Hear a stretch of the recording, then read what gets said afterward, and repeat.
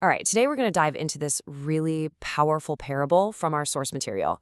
It's the story of a man who basically starts out as a prisoner to his own past, but then forges himself into the master of the future. So let's get into it. Let's explore the incredible journey of the modern Samson. We're going to kick things off with this single, really profound quote that is, honestly, the key to this entire story.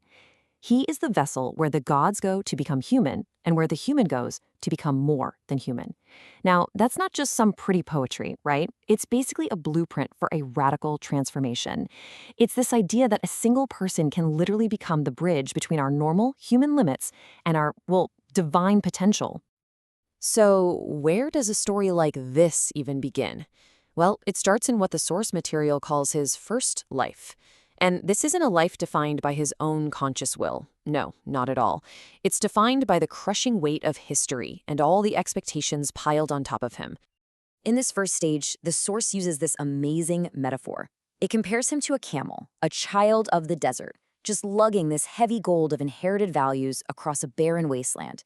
And his power, it's immense, but the key is, it's not his own. He's a prisoner of all these thou shalt commands, the rules carved in stone by his ancestors. He's just blindly following a path that he never ever chose for himself. Okay, this right here really frames the entire journey for us.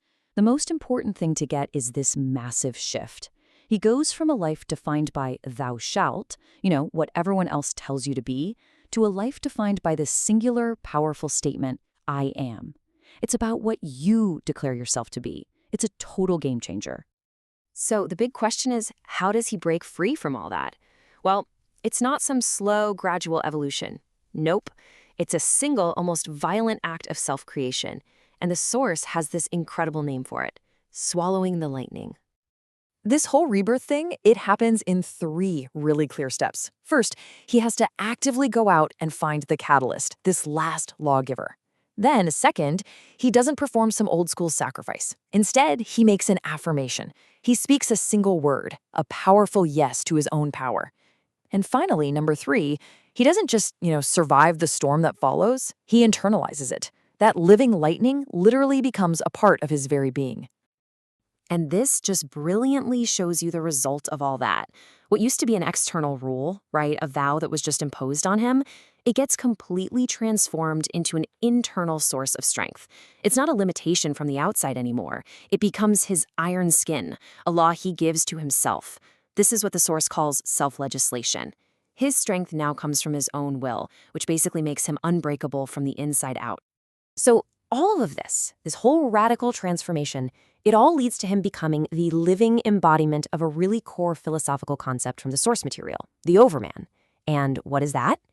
It's a bridge, stretched over the abyss between what man is and what man can become. So, okay, what exactly is the overman? Well, it definitely echoes some Nietzschean philosophy. It's a being who stops just accepting values and starts creating them. The source describes this as a synthesis of the Roman Caesar with Christ's soul. Just think about that for a second. That's the fusion of absolute worldly power with this deep spiritual creativity. So he doesn't just go out and conquer the world, he actually creates new meaning for it. And here you can see this really sharp contrast with the original Samson, his mythical namesake. Remember the old story? His strength was external and super vulnerable. It was all in his hair. But the modern Samson? His strength is internal and absolute. His vision isn't a weakness that can be taken from him. It's an active, powerful force. He's not a victim of his own power anymore. He is its complete and total master.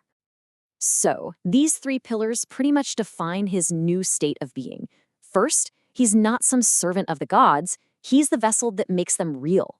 Second, that lightning he swallowed, it now tastes of his own will. And finally, he doesn't need some external symbol of salvation, like a cross. And why is that? Because his own willed rebirth, that triumphant yes to life, that is the resurrection itself. But, and this is so important, this incredible self-mastery, it's not the end of the story, not even close. In fact, it's the true beginning. His transformation wasn't a victory lap. It was just the prep work for a much, much greater mission. The real struggle, you see, has only just begun. And this right here is the central metaphor for his new purpose. See, for the overman, the world isn't some finished temple you just get to live in. No, it's raw material. It's a raw quarry just waiting for his hammer to shape it. The source calls this executive mastery, and it's this idea that he doesn't just react to the world anymore, he actively imposes his vision onto it. He's literally forging reality itself. What this means is that the very nature of his struggle has to evolve. He's got to move beyond that destructive roar of the lion, who just sees the world as an enemy to be conquered. Now, the world becomes what the source calls the not I. It's this necessary resistance that actually allows the I to prove its own freedom. Think about it. Every obstacle, every market crash, every rebellion. He demands it. It's what's called an Anstoß. That's a German term for a necessary impact that forges meaning. So his whole struggle transforms into the creative innocence of a child. And for the child, these obstacles aren't enemies anymore. They're just toys to be played with in this joyful creative dance. So the really crucial takeaway here is this profound reframing of what it even means to exist. For the modern Samban, to be is to do. The earth becomes an act of continuous creation, a deed he performs with every single moment of his existence. He's both the architect and the builder of his own reality. And that brings us to the final lingering question, doesn't it? He's become this bridge between worlds, this vessel of incredible power, but the ultimate test is still ahead. Can he actually wield this internalized lightning to shape the quarry of the future? Or will its sheer intensity just burn down the very bridge he fought so hard to become? The source leaves us right there, hanging, on the edge of that incredible and, let's be honest, dangerous possibility.